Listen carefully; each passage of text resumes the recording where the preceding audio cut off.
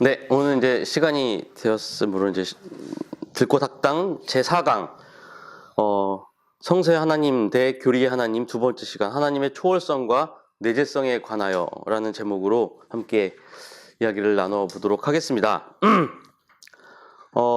먼저 강의하기 전에 제가 요한복음 1장 1절에서 2절 그리고 14절을 한번 읽어드리겠습니다. 태초에 말씀이 계셨다. 그 말씀은 하나님과 함께 계셨다. 그 말씀은 하나님이셨다. 그는 태초에 하나님과 함께 계셨다. 그 말씀은 육신이 되어 우리 가운데 사셨다. 우리는 그의 영광을 보았다. 그것은 아버지께서 주신 외아들의 영광이었다. 그는 은혜와 진리가 충만하였다. 이 부분은 사실 요한복음의 이제 첫 부분 중에서 어떻게 보면 이제 요한복음의 저자가 이해하는 바로 하나님 그리고 예수 그리스도에 대한 이제 고백입니다. 그래서 태초에 말씀이 계셨고 그 말씀은 하나님과 함께 있었으며 하나님이셨다. 예. 말씀은 하나님과 함께 계셨고 그것이 또 하나님이었다. 그리고 이것이 육신이 되었다라고 합니다. 그래서 이 말씀은 로고스이고요. 육신은 사르크스라고 하는 단어입니다. 그래서 이 로고스는 우주 혹은 우주의 원리, 규칙, 진리 이런 뜻을 담고 있는 그리스어고요. 물론 이제 일상적으로 말씀이라는 말로도 쓰입니다. 사르크스는 말 그대로 고기 덩어리예요. 후죽간에 걸려있는 고기. 그래서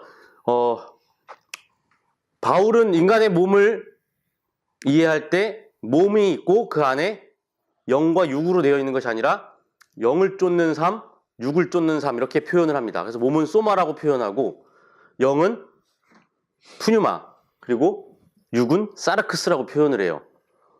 근데 본래 그 그리스 철학에서 얘기하는 몸은 사르크스가 아니라 원래 소마입니다. 근데 바울은 그 소마를 다르게 해석을 해요. 그 소마, 몸이라고 하는 곳 안에 인간의 영적인 부분과 영적인 지향 혹은 삶과 육적인 삶이 같이 그래서 어떤 사람은 그것이 영적인 삶으로 표출되고 어떤 사람은 육적인 삶으로 표출된다 해서 인간을 통일적으로 이해하는데 그때 이제 육에 해당되는 사르크스 단어입니다. 로고스는 이 요한복음 1장 1절에 나온 것처럼 하나님, 즉 신적인 것을 표상하고 있고 사르크스는 인간적인 것을 표상하고 있습니다. 그래서 자칫 이 말을 들어보면 이 세상을 영혼과 육체, 그죠? 이렇게 분리해서 이해하는 것처럼 보입니다. 사실 우리가 이 기독교 사상이나 혹은 이 성서를 읽었을 때 그런 부분을 많이 접해요. 하늘과 땅을 구분해서 보는 것처럼 보입니다.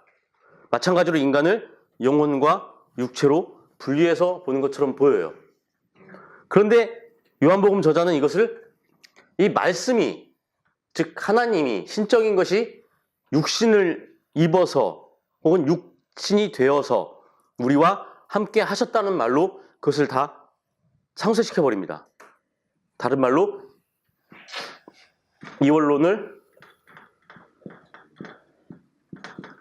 이원론으로 새롭게 재해석합니다. 그리고 그 대표적인 구절이 바로 오늘 읽은 요한복음의 말씀이에요. 자, 이원론과 이론론.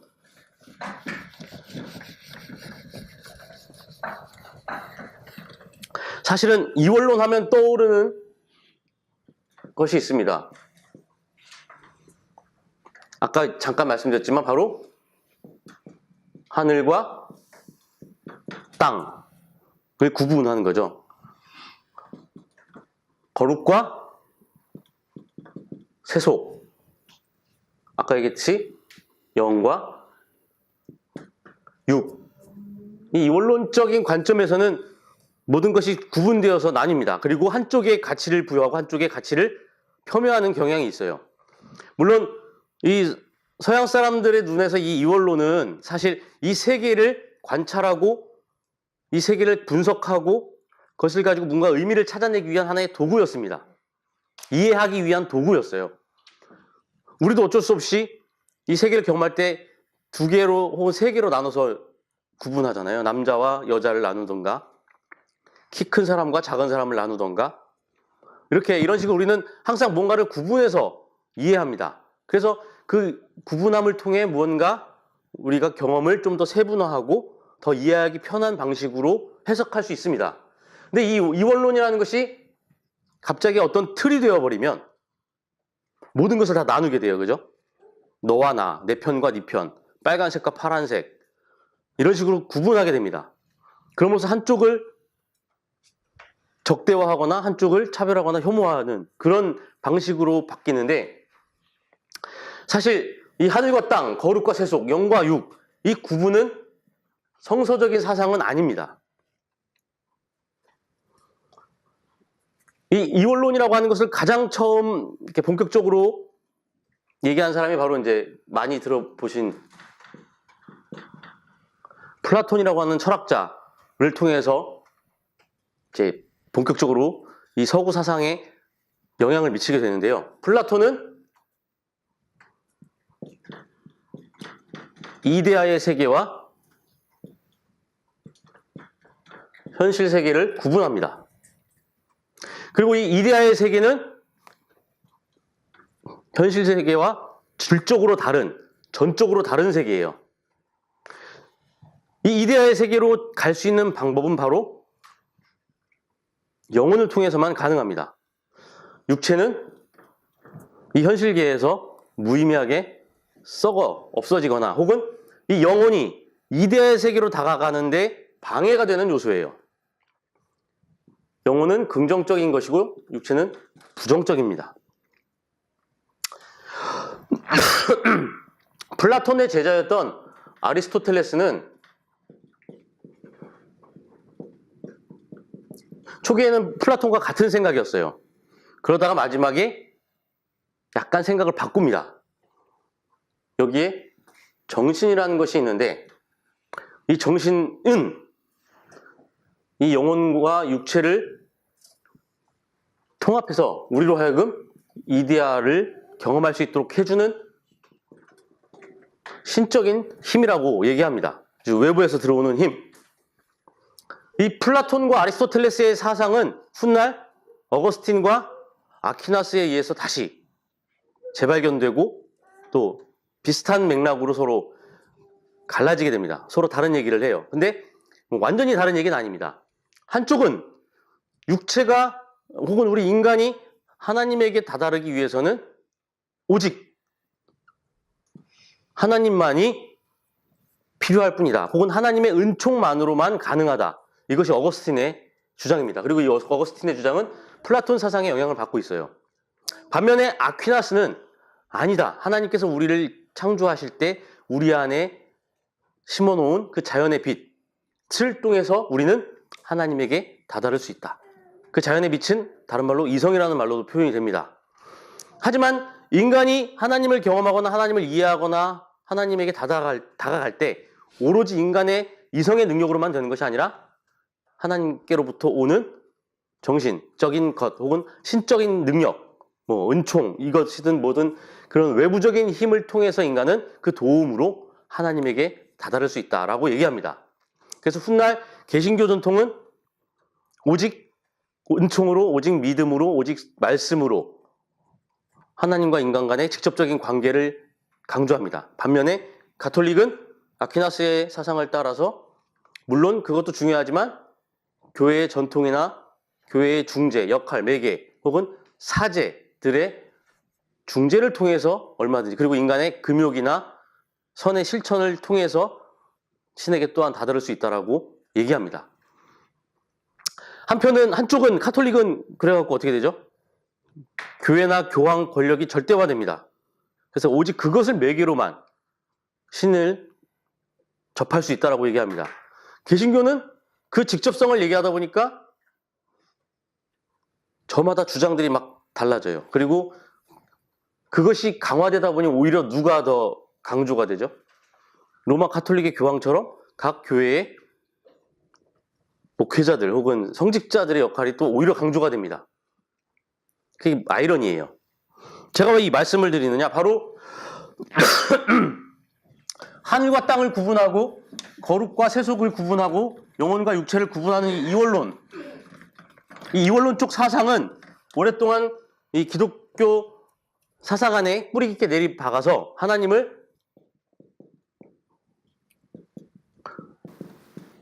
초월적 존재로 이해하도록 가르쳤습니다.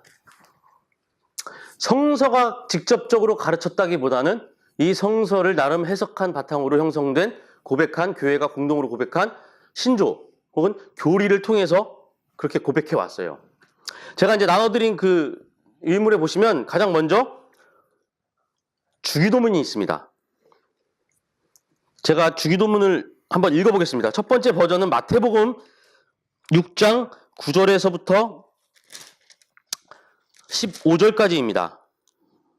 그러므로 너희는 이렇게 기도하여라.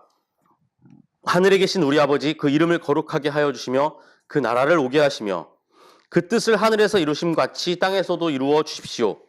오늘 우리에게 필요한 양식을 내려주시고 우리가 우리에게 죄 지은 사람을 용서하여 준 것 같이 우리의 죄를 용서하여 주시고 우리를 시험에 들게 하지 않게 하시고 악에서 구하여 주십시오. 나라와 권세와 영광은 영원히 아버지의 것입니다. 아멘 하고 기도를 마칩니다.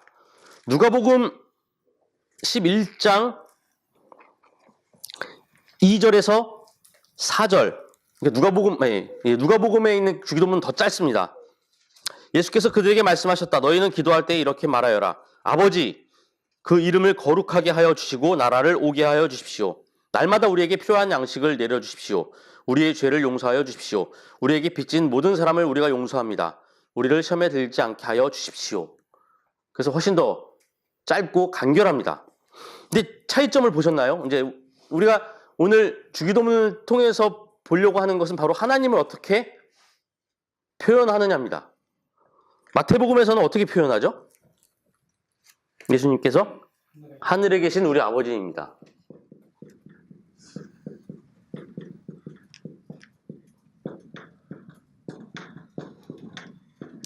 누가복음은 그냥 아버지, 아주 담백합니다.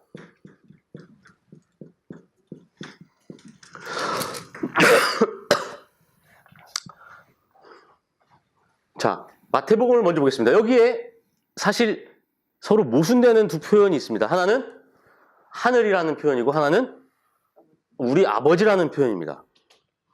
우리가 사는 땅은 하늘에서 내려온 이곳이죠. 하늘과 동떨어진 곳입니다. 우리는 이 땅에 살고 있으면서 이 땅에서 우리를 낳고 길러주시는 남자 사람을 아버지라고 부릅니다. 그런데 이 땅에 우리가 관계를 맺고 하나의 가족을 이루어 부모로 모시는 아버지가 하늘에 계시다. 이미 이 안에 하늘과 땅이라는 구도가 들어가 있어요. 근데 예수님은 이걸 과연 분리하기 위해서 주기도문을 이렇게 가르쳐 치셨을까? 근데 사실 이 마태복음에 나와 있는 주기도문보다 조금 더 원형에 가까운 누가복음의 주기도문에는 아버지라는 말만 들어가 있습니다. 그럼 뭐 다를까요, 많이? 아니죠. 원래 그러니까 히브리 민족, 초기 히브리 민족부터 야훼 신앙에 대한 그 신앙을 갖고 있었던 그들은 야훼를 자신들과 같은 땅에 존재하는 존재로 보지는 않았어요. 그죠? 신이라고 했을 때 그 신은 우리와 전혀 다른, 질적으로 다른 혹은 다른 세계에 존재하는 존재였습니다. 근데 그가 필요에 따라 각각 우리 땅에, 우리 역사에, 우리의 삶에 개입하시는 분, 이렇게 이해를 했었는데, 그렇다면 이 아버지라는 말 안에는 이미 우리와 전적으로 다른 존재가 우리의 누가 되었다? 아버지가 되었다라는 고백입니다. 사실 이 신에게 아버지라는 표현을 쓸 수 있는 사람들은 그 당시 한정돼 있어요. 이때가 이제 로마 시대였을 텐데 오직 황제만이 쓸 수 있습니다. 황제만이 신의 아들, 신의 현현이라는 말로 스스로를 칭할 수 있었지 일반인들은 그렇게 부를 수가 없었어요. 그런데 재밌게도 구약 전통에는 곳곳에 이 아버지라는 표현들이 나오긴 합니다. 여기서 이 하늘에 계신 우리 아버지는 초월적인 존재이면서 동시에 우리의 존재의 근원인 아버지입니다. 그런데 이것은 단순히 우리의 근원뿐만 아니라 아버지와 아들, 아버지와 딸, 어머니와 아들, 어머니와 딸이라고 하는 관계는 말 그대로 구체적인 관계예요. 우리가 하나님을 아버지 혹은 뭐 남성 중립적 언어로 쓰여졌기 때문에 어쩔 수 없이 그냥 아버지라고 칭하겠습니다만, 아버지라고 부르는 그 순간 나는, 내 삶은 누구와? 하나님과 직접 관계가 되어 있다라는 고백이 이 안에 충분히 내포되어 있는 말입니다. 그래서 예수님은 이 주기도문 첫 문장에 이 하늘에 계신, 즉 초월적 존재인 하나님이 누구와? 우리와 관계하신다 라는 말로 표현을 하고 선언을 합니다. 그리고 재미있게도 그 하나님에 대한 고백 이후에 나와 있는 모든 기도의 내용들은 우리 삶에 직접 관계되어 있는 내용들이에요. 뭐 그 나라가 임합시고, 이거는 이제 마태복음인데 누가복음에는 아주 담백합니다.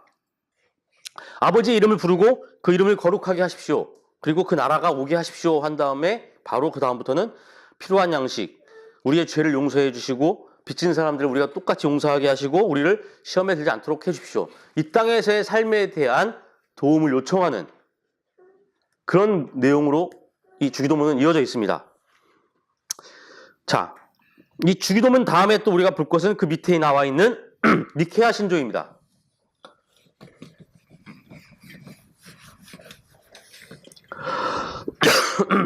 니케아 신조는 325년도에 1차 니케아 공의회에서 이제 처음 결정하고 쓰여지고 이제 지금까지 내려져 왔는데요. 이 니케아 신조 읽어보겠습니다.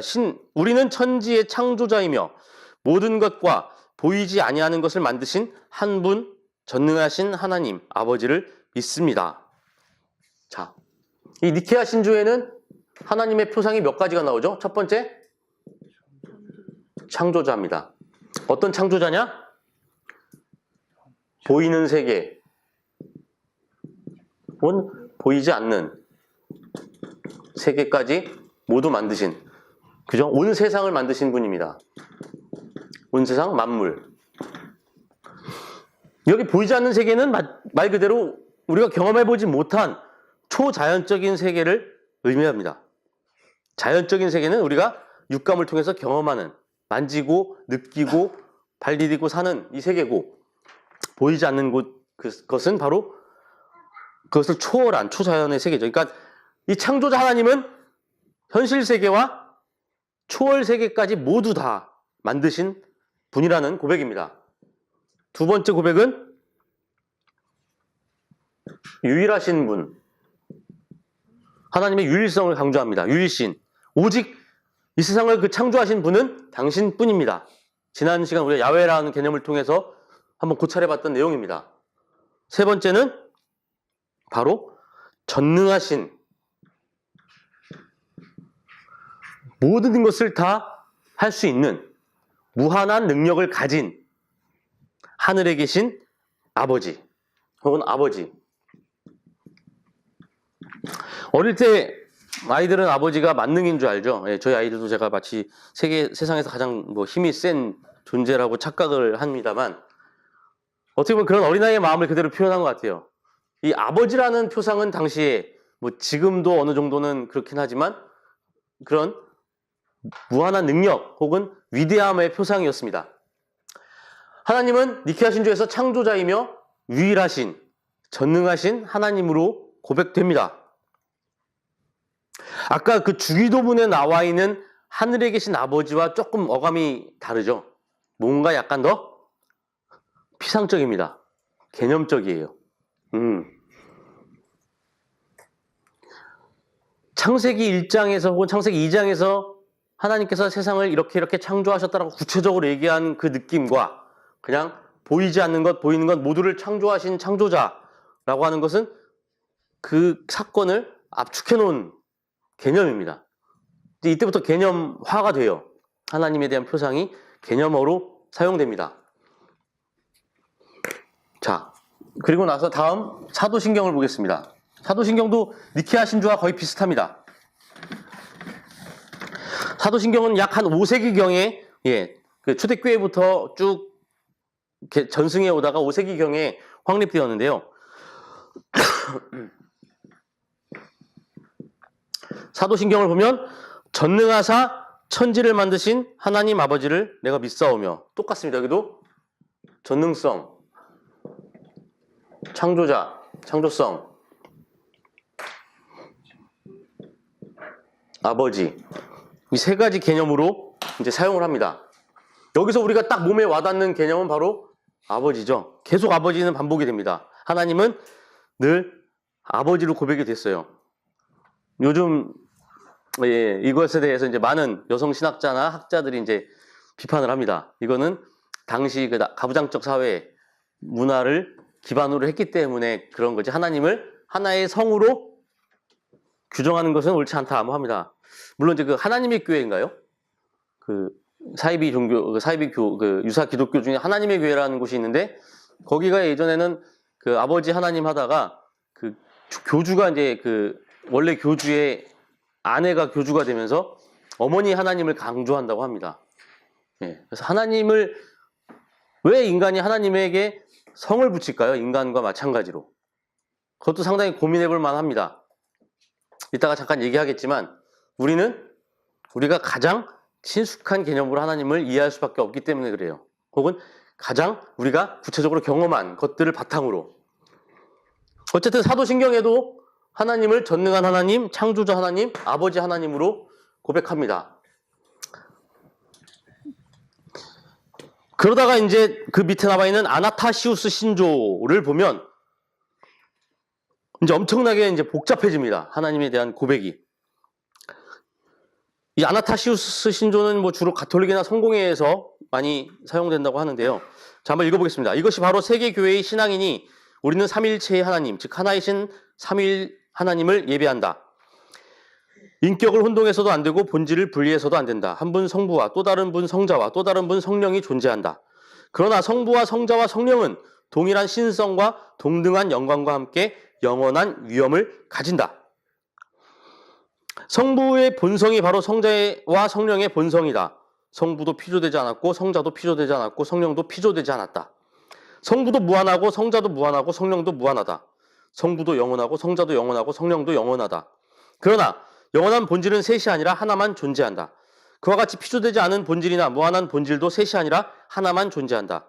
마찬가지로 성부도 전능하고 성자도 전능하고 성령도 전능하다.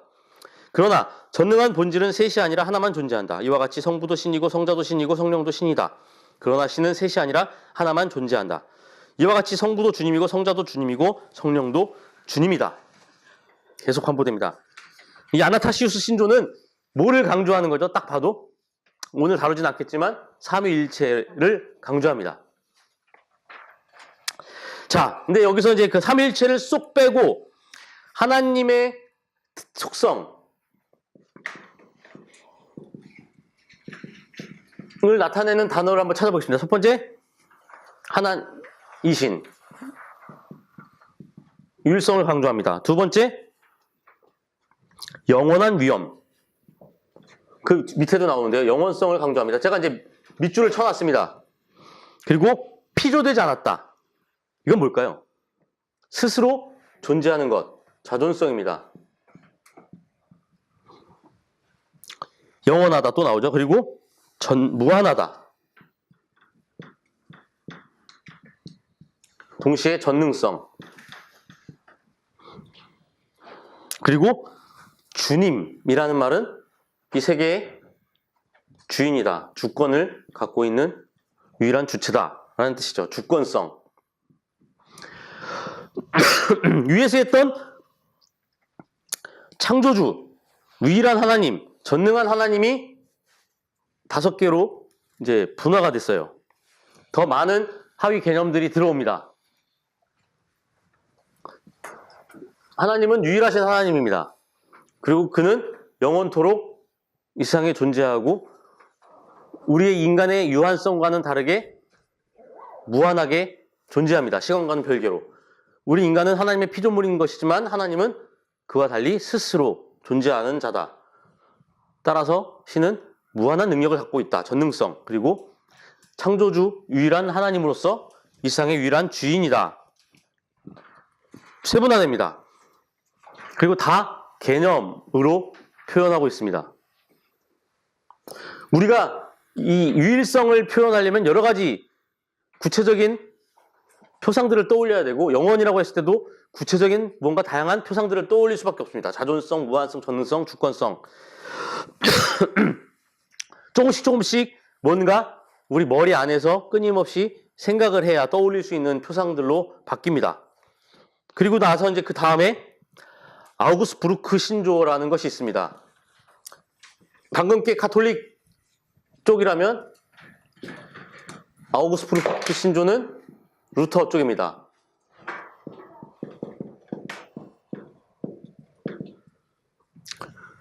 자, 이거는 1530년 그 종교개혁자 멜랑이톤이 쓴 거고요. 지금도 루터파 프로테스탄트 교회에서 사용합니다. 하나님은 영원하고 육신에 매이지 않으며 분리될 수 없고 전지전능하시며 자비로우신 분이다. 그는 보이는 것과 보이지 않는 모든 것을 창조하셨으며 그 모든 것을 보존하시는 분이다. 첫 번째, 영원성. 두 번째, 영. 그죠? 신은 영이라는 거, 영적 존재. 세 번째, 분리될 수 없다. 단일성 혹은 통일성입니다. 네 번째, 전지전능. 다섯 번째, 자비. 여섯 번째, 창조. 그죠?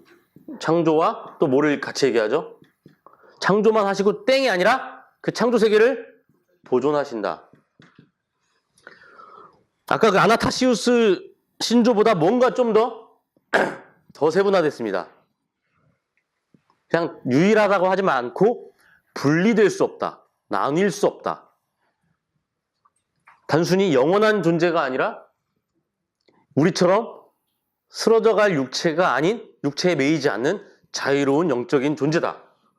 그리고 모든 것을 알고 모든 것을 할 수 있는, 하지만 사랑이 가득한 존재이고 이 세상을 창조만 한 것이 아니라 그대로 그 창조 질서를 보존하시는 분이다라는 고백이 들어가 있습니다.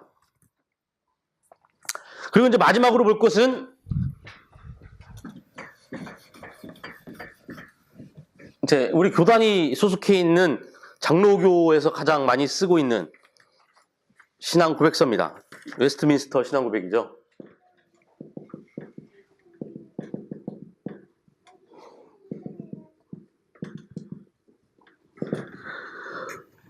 이것은 1643년 영국에서 쓰여졌고요. 이제 칼빈주의의 개혁교회 전통을 따르는 장로교에서 주로 많이 고백하고 있습니다.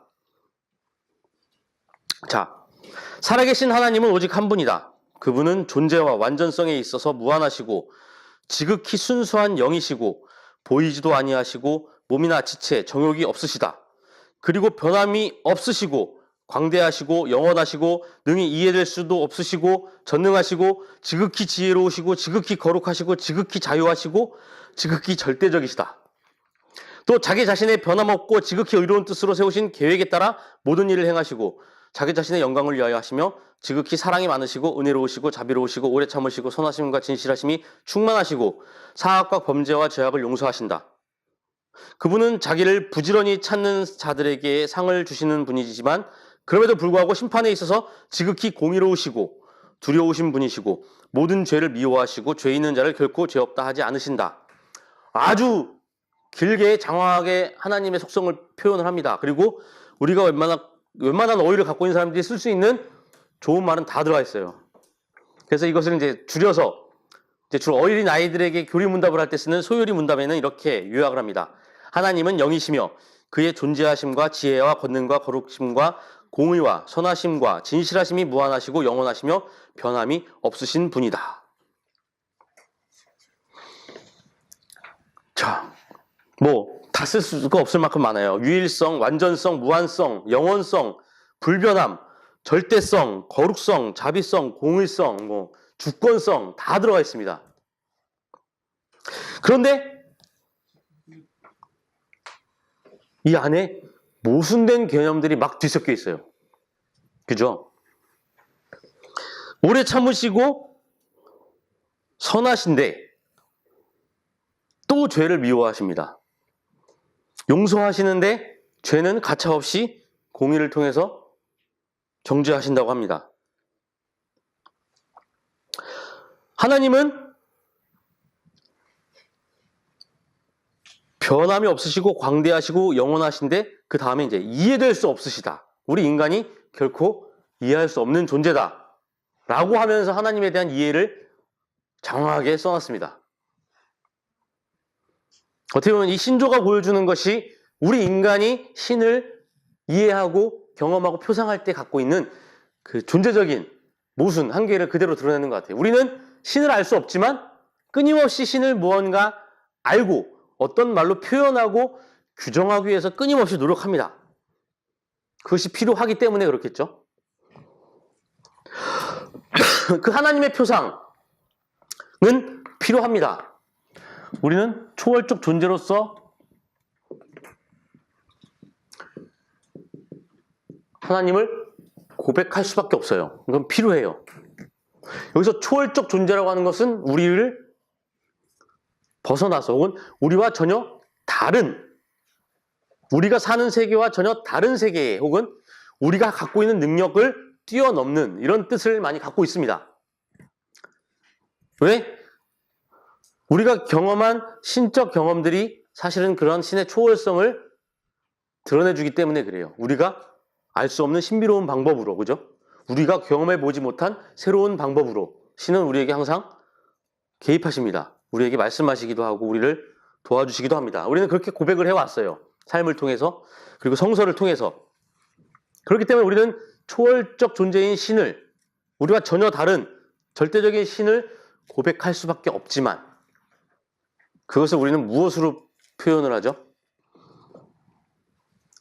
유한한 우리의 이성과 우리의 언어와 우리의 생각으로 표현할 수밖에 없습니다. 우리가 경험한 것도 유한한 육감, 감각, 우리의 감정으로 표현할 수밖에 없습니다. 우리 자체가 유한한 존재이기 때문에 그래요. 그렇기 때문에 이 초월적 존재로 표현하는 하나님의 표상은 그 안에 이미 모순이 내포되어 있습니다.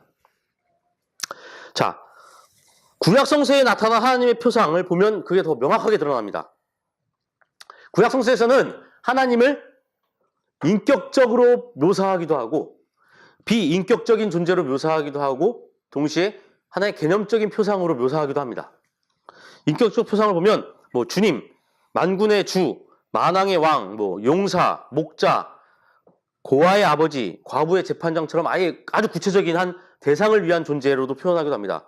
그리고 은유적으로 토기장이, 그리고 육체의 하나님, 아버지, 이런 식으로 표현을 합니다. 여기서 이제 육체의 하나님이 조금 특이해요. 그죠? 이게 무슨 뜻일까요? 육체의 하나님.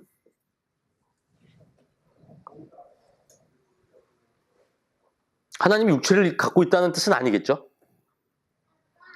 우리의 육체, 이 육체의 삶을 주관하는 하나님, 관장한 하나님, 혹은 다른 말로 살아있는 자들의 하나님이라는 말로도 쓸 수 있을 겁니다.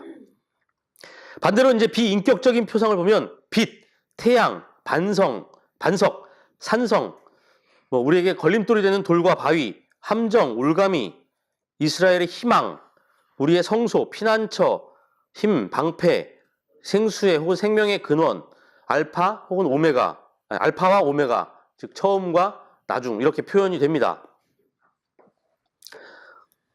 여기서 이제 알파와 오메가 빼고는 약간 토템적인 느낌이 많이 들어가 있어요. 그죠?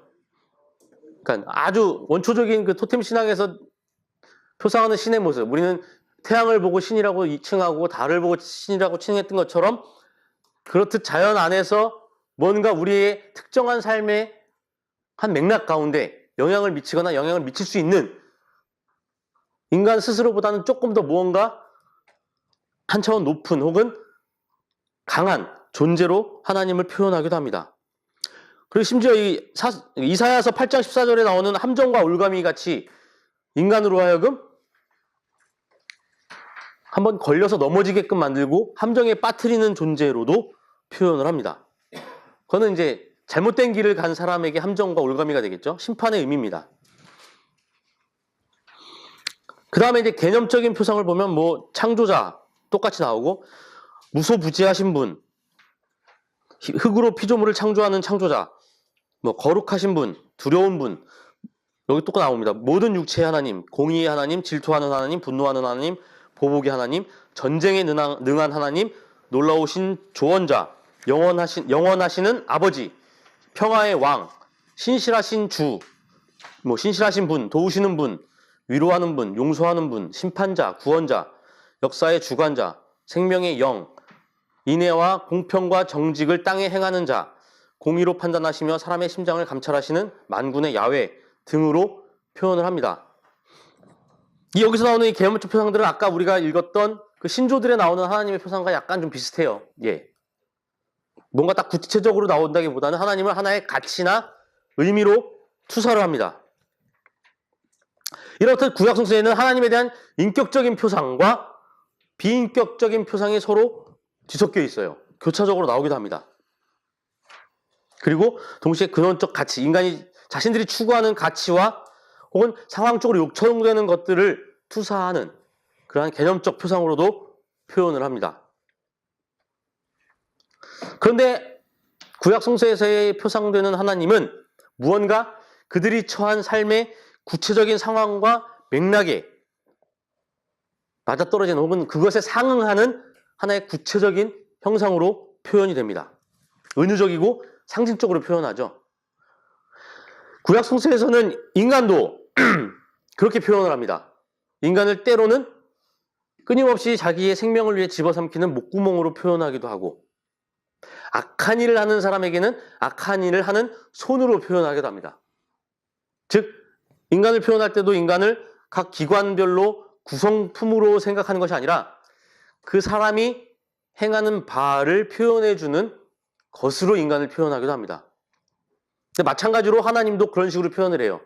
아까 얘기했던 구체적으로 고아의 하나님, 고아의 아버지, 과부의 재판관 같은 특정한 계층이나 특정한 상황에서 그들에게 요청되는 한 존재로 그렇게 고백이 됩니다. 은유적이고 상징적이고 문학적이에요.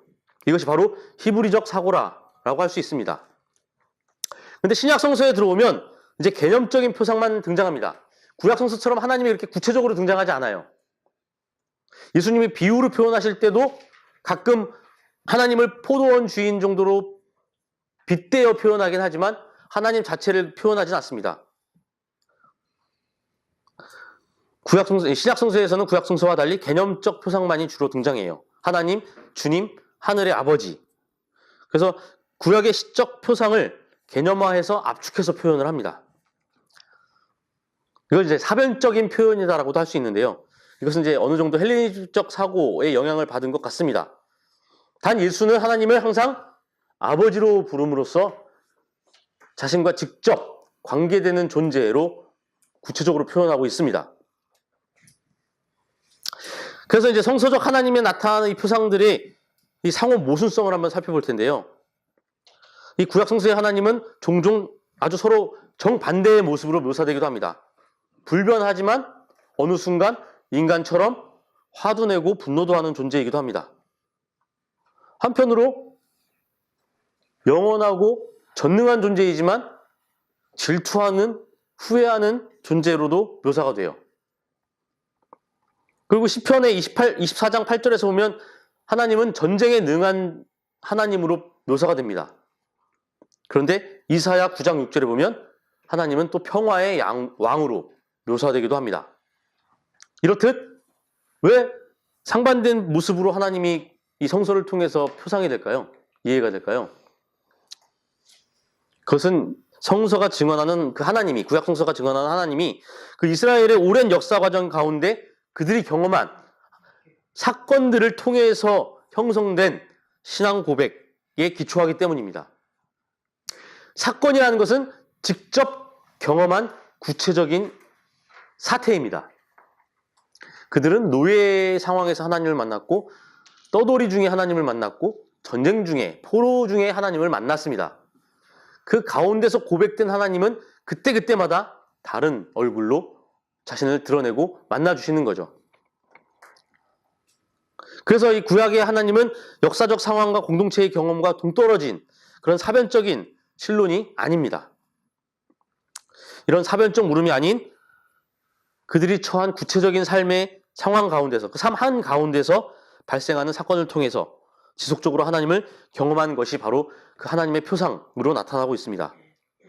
따라서 고정된 대답이나 정좌, 그러니까 머무를 수 없고 언제나 계속 다시 묻고 계속 추구하고 찾아 나가는 것이 바로 하나님이다. 그럼으로써 그들에게 하나님은 바로 살아있는 자들의 하나님으로 고백이 됩니다. 아브라함의 하나님, 이삭의 하나님, 야곱의 하나님.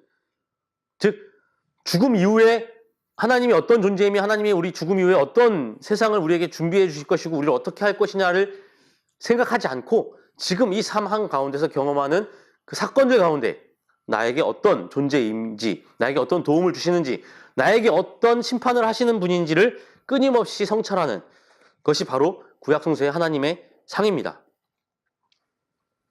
이렇기 때문에 인격적 하나님 표상과 비인격적 하나님 표상이 서로 이제 막 충돌하기도 하고요. 인간의 상황과 감정을 공유하는 인격적인 신이기도 했다가 어떨 때는 이 세계의 질서와 원리를 나타내는 비인격적인 혹은 개념적인 신으로 묘사되기도 합니다. 근데 이러한 성서의 하나님의 표상과 달리 교리적 하나님의 표상은 무언가 사변화되어 있고 이미 한 번 우리의 뇌를 거쳐서 개념화된 표상으로 묘사되고 있습니다. 그래서 하나님의 구체적인 행위를 통해서 하나님을 표현하는 게 아니라 인간의 언어, 사고가 매개가 되어서 그 안에 묶여있는 신으로 표현될 때도 있습니다.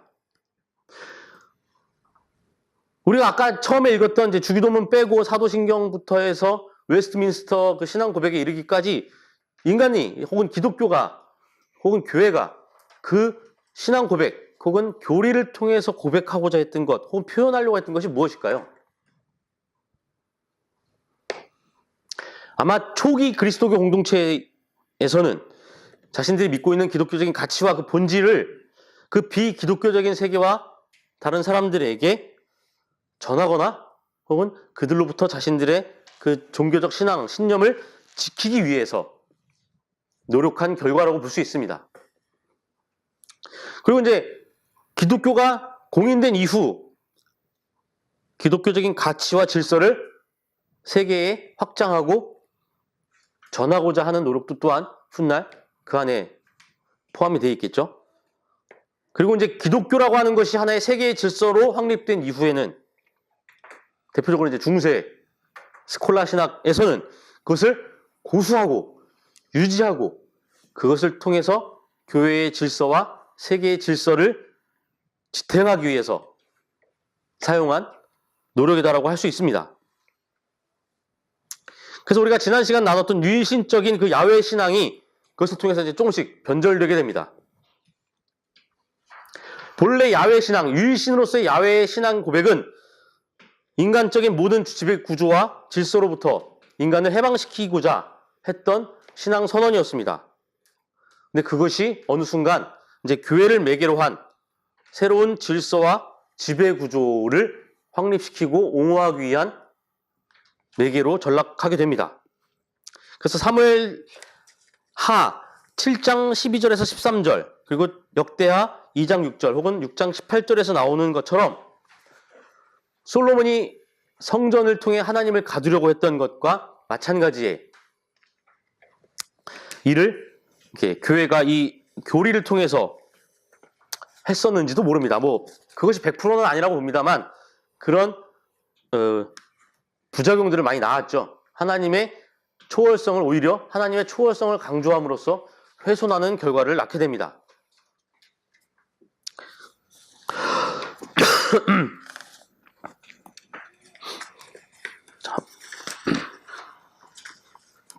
솔로몬은 하나님의 법궤를 자기 아버지가 가져와서 해놓고 예루살렘 성에 안치해놓고 거기에 이제 하나님의 법궤를 모시기 위해 예루살렘 성전을 짓습니다.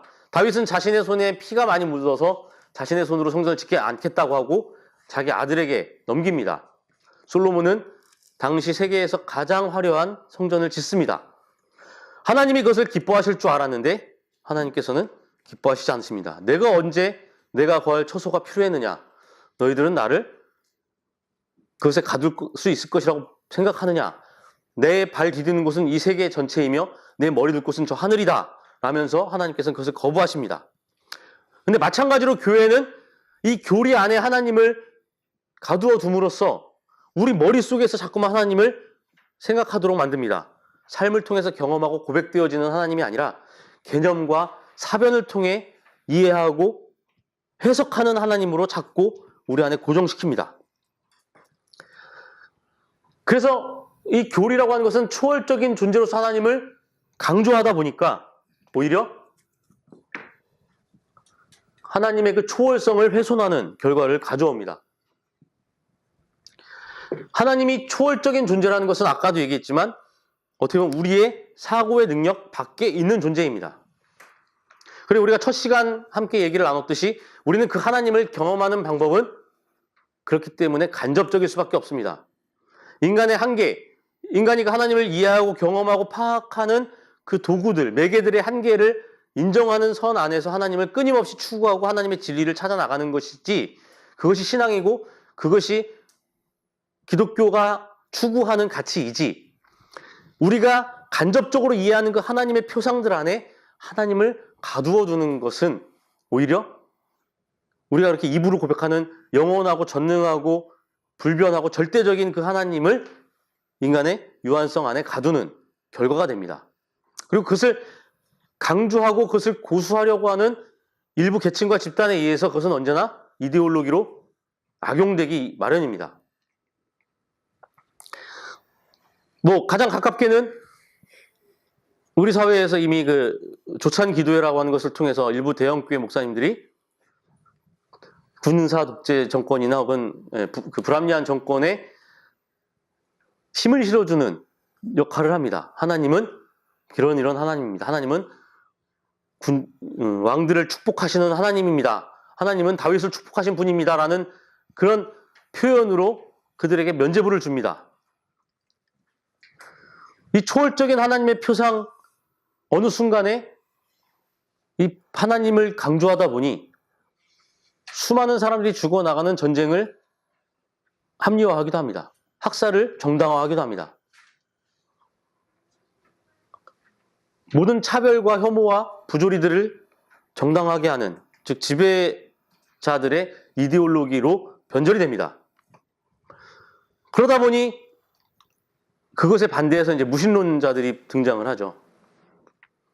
종교는 아편이다. 칼 막스가 한 이 말은 사실 무신론적인 주장은 아닙니다. 신은 죽었다라고 하는 니체의 주장도 엄밀한 의미에서 무신론은 아닙니다. 그들이 부정한 신은 바로 기독교 교리에서 말하는 그 기독교 교리를 토대로 사회 전반에 형성된 그러한 신에 대한 표상들에 대한 거부입니다. 너희들이 말하는 그 신은 죽었다는 거지 신적 존재 자체를 부정하는 무신론은 그렇게 많지 않습니다. 그런데 우리가 교리적으로 고백하고 입으로 고백하고 머리로 생각했던 그 하나님에 대해서 좀 더 다른 얘기를 한다고 해서 그것을 무신론 혹은 잘못된 신앙관이라고 정죄하기가 쉽습니다. 그것은 우리 생각이 그 몇 가지 단어로 구성된 교리 안에 매일 때 그렇습니다. 하지만 아까 제가 읽었던 말씀 중에 안병훈 선생님이 한 말처럼 그것은 우리가 한 자리에 머물 수 있는 것이 아닙니다. 하나님은 끊임없이 삶의 과정 속에서 찾아나가고 끊임없이 움직이고 이동하면서 새로운 목초지에서 새로운 곳에 가나안에서 찾아나가는 하나님이지 하나의 도시에서 정자를 틀고 앉아서 배를 두드리면서 찾을 수 있는 하나님은 아니라는 겁니다. 이제 우리는 그것을 통해서 하나님의 초월성과 내재성, 이 둘은 어떤 관계가 있을까? 혹은 이 둘을 어떻게 조화롭게 사고할 수 있을까에 대해서 한번 얘기를 해볼 수 있습니다. 자, 한번 질문을 하겠습니다. 과연 하나님은 하늘에 계신 아버지입니까?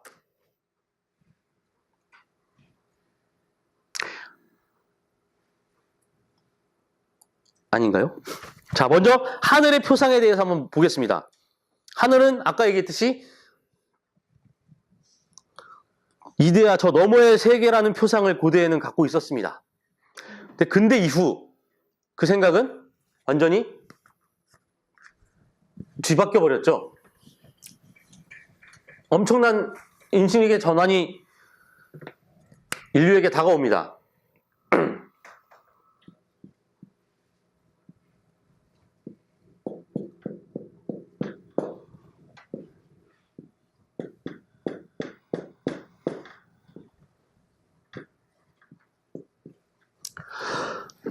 이게 뭐죠?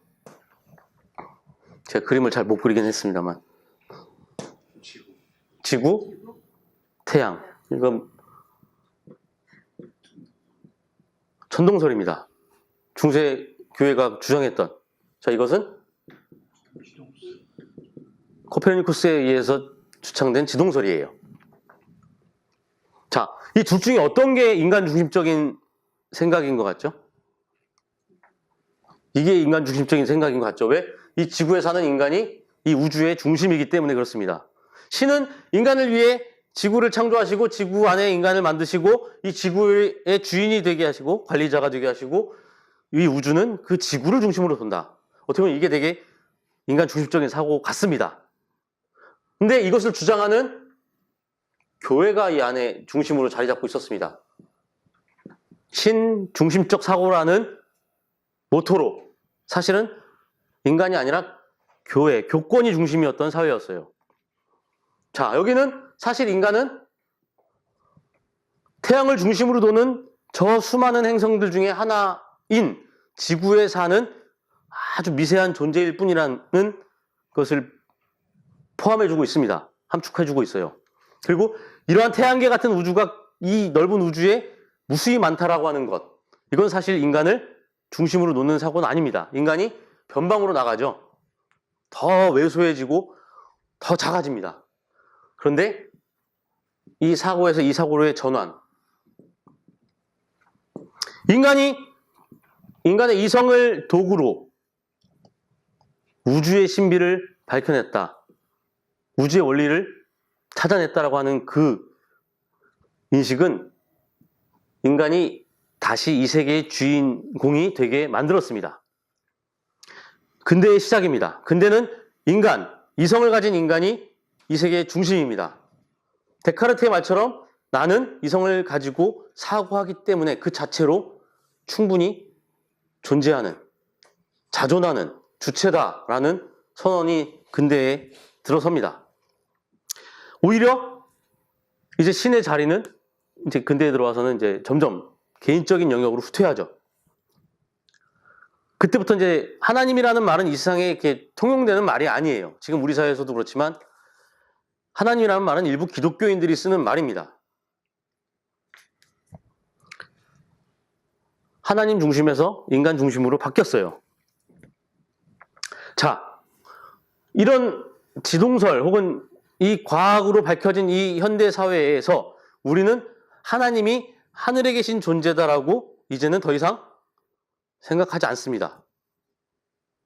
적어도 현실적으로. 그런데 우리는 또 다른 의미에서 하나님을 하늘에 계시다라고 표현할 수 있습니다. 아무리 과학이 발달해서 천동설에서 지동설로 바뀌고 이제 모든 우주의 신비, 우주의 기원마저도 밝혀낼 수 있고 한다고 하는 과학적 시대이긴 하지만 우리는 아직 모르는 영역이 더 많습니다. 신비의 영역. 그래서 인간은 아직도 하늘이 이제 예전에 그 위에 있는 궁창이 아님에도 불구하고 우리는 그 하늘을 보면서 무언가를 항상 생각합니다. 그죠? 그리워합니다. 저 하늘에서 반짝이는 별이 이미 수십억 년 전에 소멸된 것을 알매도 불구하고 우리는 그 별 안에 의미를 부여하고 거기에서 위로를 얻습니다. 물리적 의미에서 하나님은 하늘에 계신 분이 아니죠. 하지만 우리가 지금 살아가고 있는 이 현실, 하나님께서는 어떻게 보면 이 현실 너머에서 우리와 전혀 다른 존재라는 의미로 하늘에 계신 하나님이라고 고백될 수 있습니다. 하지만 그것이 아까 플라톤이 얘기했던 이원론적 세계관에서 그 하늘이 이데아적 세계로 표상되어야 하는가? 그것에는 이의를 제기할 수 있습니다. 과연 그 이데아의 세계, 이상적인 세계, 하나님의 세계, 우리에게 불가능한 세계일까? 우리는 오히려 그 이데아를 정말 우리 안에 품고 있지 않은가? 우리 안에는 신적인 빛이 정말로 존재하지 않은가? 아담과 하와가 선악과를 따먹음으로써 완전히 그것이 훼손되었고 상실되었는가? 아직 우리는 고민해 볼 수 있습니다. 두 번째, 아버지의 표상에 대해서. 예수가 표상한 그 하나님, 아버지라고 하는 하나님은 과연 절대자이고 독재자 하나님일까? 흔히 우리가 가부장적으로 권위와 독단을 내세우는 그 아버지의 상에 적합한 존재인가? 고민을 볼 필요가 있습니다. 물론 어떤 이에게 아버지는 자상하고 나를 지켜주고 나를 키워주신 고마운 존재이기도 합니다. 근데 어떤 이에게는 아버지는 나에게 폭력을 행사하고 언제나 혼을 내었던 두려움의 존재이기도 합니다. 특히나 이 가부장적 사회, 남성 중심 사회가 빚어내는 많은 문제점들이 발생하는 시점에서 우리가 하나님을 아버지로 고백하는 거 사실 조심스럽습니다. 특별히 여성의 관점에서 봤을 때 주저스러울 때가 있습니다. 하지만 그렇다고 해서 그 아버지 하나님이 표상하는, 상징하는 것 혹은 우리에게 던져주는 의미가 그것뿐일까? 그것도 고민해봐야 될 필요가 있습니다. 예수님은 왜 아버지라고 표현했을까요? 그는 하늘에 계시지만 진짜 우리의 아버지처럼 우리 삶 가운데서 우리와 관계하시고 우리 삶 가운데 관여하시는, 나와 직접 관계하시는 존재다라고 하는 그 관계성을 아버지를 통해 드러내고 있습니다.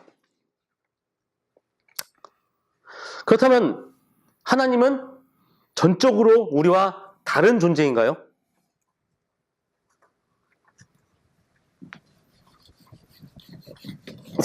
아까 그 교리에서도 그렇고 기독교 전통에서 하나님은 뭐라고 부르죠? 하나님은 영, 순수한 영이시다 라고 합니다. 이 말은 사실 하나님의 전적으로 다른 존재라고 하는 절대 타자성을 상징적으로 표현한 말입니다. 하나님은 우리와 전혀 다른 존재이기 때문에 우리는 스스로 하나님을 경험하고 파악할 수 없다라고 말할 수 있을까요? 어거스틴이나 루터의 말처럼 오직 하나님의 일방적인 은총을 통해서만 우리는 하나님을 경험하고 하나님을 믿을 수 있을까요?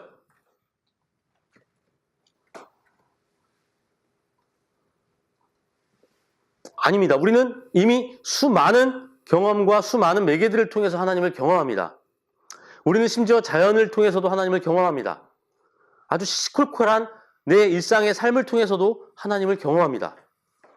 내 주변에 벌어지는 사건들, 고통받는 사람들, 그리고 나와 함께하는 내 옆에 아주 작은 사람들을 통해서도 하나님을 경험합니다. 근데 그 하나님은 본래의 그 하나님과 직접 혹은 그 본질 자체를 모두 충당시킬 수 없을 뿐입니다. 우리는 하나님을 그때그때 만나지만 그것은 바로 우리가 우리의 눈으로, 우리의 시선으로, 우리의 삶의 관점으로 경험하는 하나님이지 하나님 그 자체다라고는 말할 수 없습니다. 하지만 동시에 그렇다고 해서 우리가 만난 그 하나님이 전적으로 하나님의 본질과 동떨어져 있다 혹은 극히 일부분이다라고까지도 말할 수는 없습니다. 그만큼 하나님은 신비롭기 때문입니다. 하나님은 우리가 고백한 대로, 교리적으로 고백한 대로 크고 무한하고 우리가 다 파악할 수 없는 그런 존재인 건 맞습니다. 하지만 하나님은 우리와 절적으로 다른 타자라고 해서 우리와 무관한 존재는 아닙니다. 그러한 전적인 타자의 하나님이 마치 스스로 언제나 자의적으로 혹은 일방적으로 이 세계와 역사에 자기가 개입하고 싶을 때만 자기가 개입하고 싶은 방식으로 개입하는 그러한 존재인가?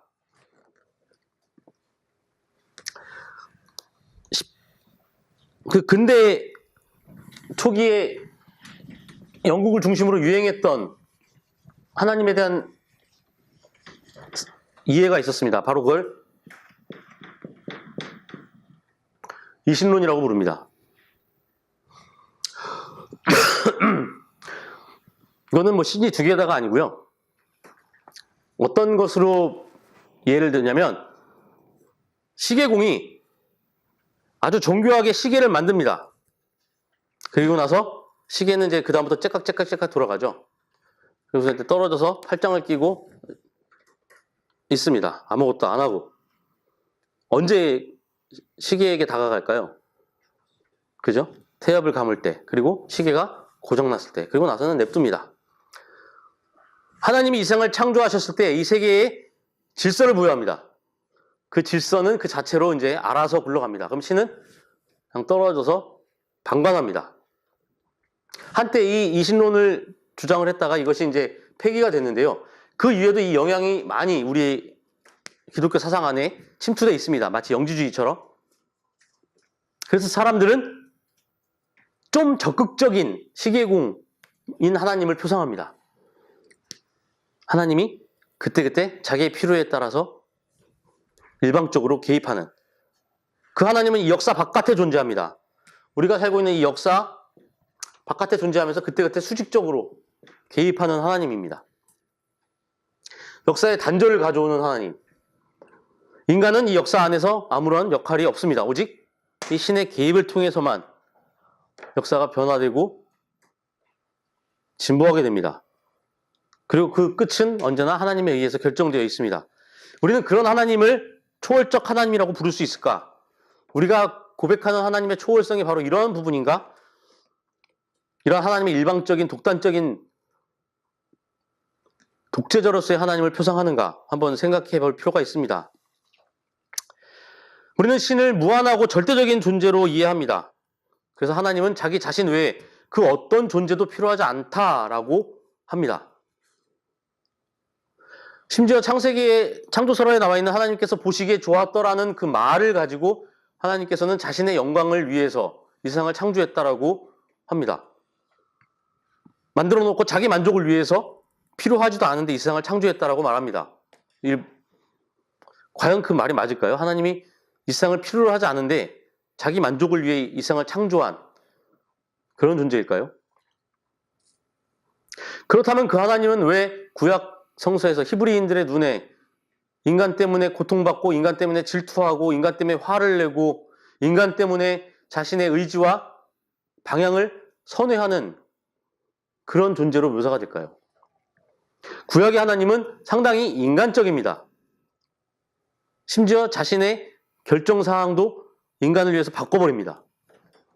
그리고 우리는 그것을 인격적인 하나님이라고 고백을 하죠. 그런데 그 인격적인 하나님이 어느 순간 내 필요에 의한 하나님으로 바뀝니다. 내 필요에 의한 하나님에 있어서 초월성은 아주 중요합니다.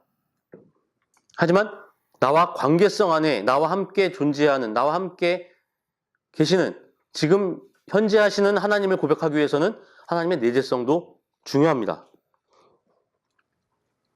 하나님은 우리를 혹은 이 세계를 필요로 하기 때문에 창조했습니다.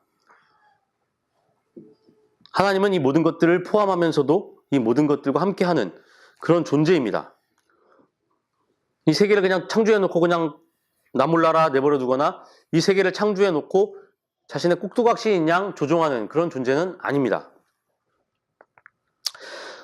그리고 하나님은 역사와 삶의 상황에 전혀 영향받지 않고 홀로 변함없이 존재하는 하나님도 아닙니다.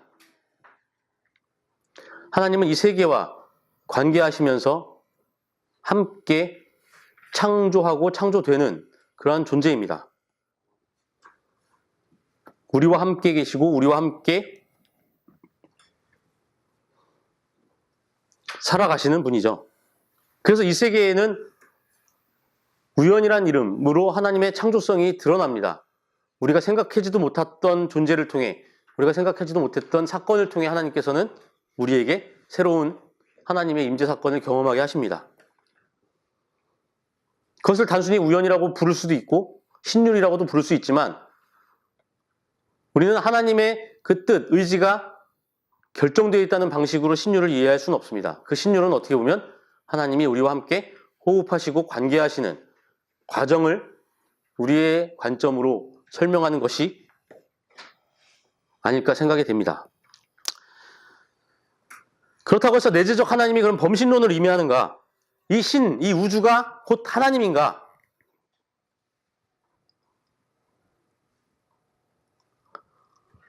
그것도 고민해 볼 필요 있습니다. 과연 하나님이 곧 이 우주일까요?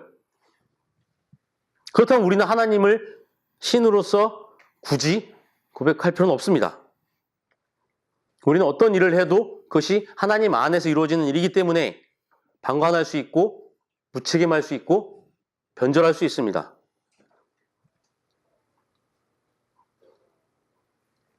하나님은 자신이 초월자로서 자신의 창조성을 가지고 이 땅에 이 세계에 개입하시면서 동시에 이 세계와 우리의 요청에 응답하는 그런 하나님입니다. 야훼, 나 여기 있어. 너희들이 나 불렀잖아. 하나님은 이 세상을 창조하신 분이지만 이 세상과 함께 지금도 계속해서 창조되시는 분입니다. 그래서 하나님은 역사 밖에서 도래하시는, 개입하시는 분이 아니라 이 역사와 함께, 이 역사를 통해 역사 안에서 드러나는 그러한 하나님입니다. 우리는 하나님을 머리로서 혹은 교리적인 고백으로서 단순한 종교적 제의로서만 경험하는 것이 아닙니다. 그런 하나님은 우리의 삶의 사건과 우리의 만남과 관계를 통해서 경험할 수 있습니다. 그리고 그것은 바로 예수의 성육신 사건을 통해서 성서를 통해 증언되고 있습니다. 우리 안에 주어진 그 하나님의 형상, 그것은 완성된 것이 아니라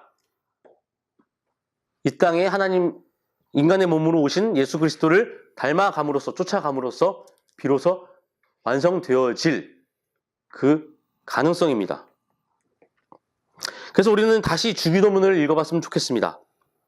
그 안에는 이미 그 초월적 존재가 어떻게 우리 삶 가운데 내재적으로 관계하시는지, 관계되어야 하는지를 잘 표현해주고 있습니다.